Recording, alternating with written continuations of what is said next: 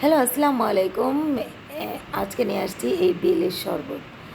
তো চলুন দেখি আমি এই বেলের শরবত কীভাবে বানাই।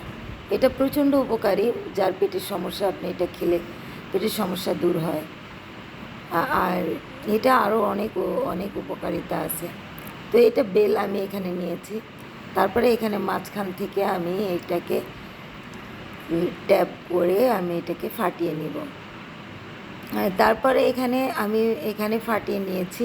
ফাটানোর পর দেখেন এটা কিভাবে, এই যে দেখেন এটা কত সুন্দর ক্রিমি একটা বেল পেয়ে গেছি। এটা গাছের বেল, এটা গাছ পাকা একদম। আপনারা চাইলে নর্মাল বেলগুলি পুড়িয়ে নিতে পারেন। বাসায় নিয়ে এসে আগুনে পোড়ায় আগে যারা আমরা নানি দাদি ছিল, তো ওরা চুলার ভিতর দিয়ে পোড়াতো, ওইভাবেও নিতে পারেন। তো আমি এখানে গাছ পাকা বেল নিয়েছি একটা। তো আমি এটা সম্পূর্ণ পাল্প, আমি এটার সম্পূর্ণ এইটা বের করে নেব।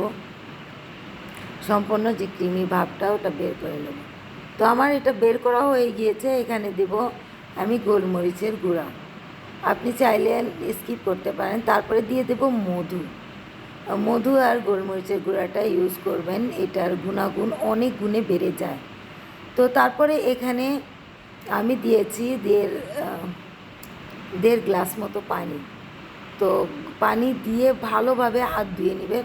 হাত ধুয়ে এইবার মথে নেবেন ভালোভাবে, এই পানির ভিতরে এটাকে মথে নেবেন। আমি কিন্তু ভালোভাবে হাতটা ধুয়ে তারপরে এখানে ভালোভাবে মথে নিয়েছি। তো এই দেখেন এটার যত নোংরা এটা বের হয়ে গিয়েছে। তো আমি তারপরে এটাকে আমি ছেঁকে নিয়েছি। এটাকে আপনি ছেঁকে নেবেন। আমি এটাকে ছেঁকে নিয়েছি।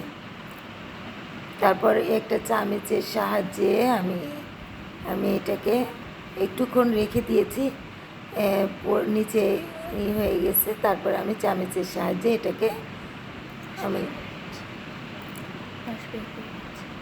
আমি সম্পূর্ণ রসগুলা বের করে নিয়েছি।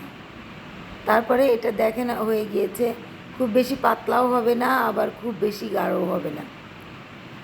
তো এখানে আমি এখন পরিবেশনের পালা।